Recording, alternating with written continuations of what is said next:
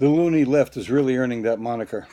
All the time they scream about democracy, democracy, yet with the last two big election results, one in the United States where Donald Trump was elected president, and now in Britain where Theresa May was re-elected prime minister, they are calling for violent opposition.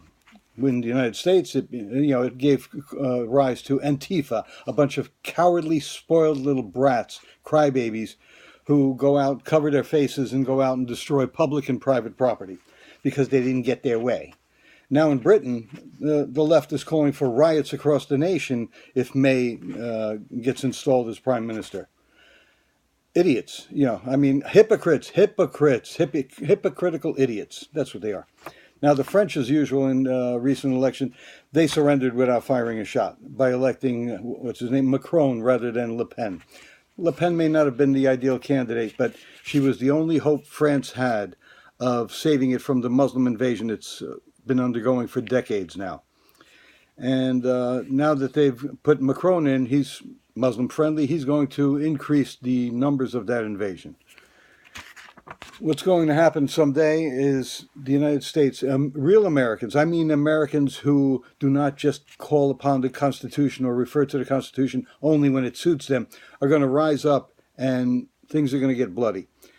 The same, I think, is going to happen in Britain, where the left is going to get so out of hand that the real Brits are going to get up and say, no, enough. We've had enough. And there's going to be blood in the streets in both the United States and in Britain.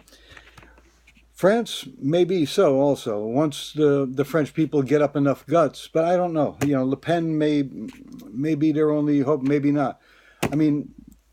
France has not had a decent leader since Napoleon. And he was Corsican, not French. But and he was the only one who had guts, really, of all the French leaders since. Now, people will say, oh, de Gaulle was brave, this and that. He was all right.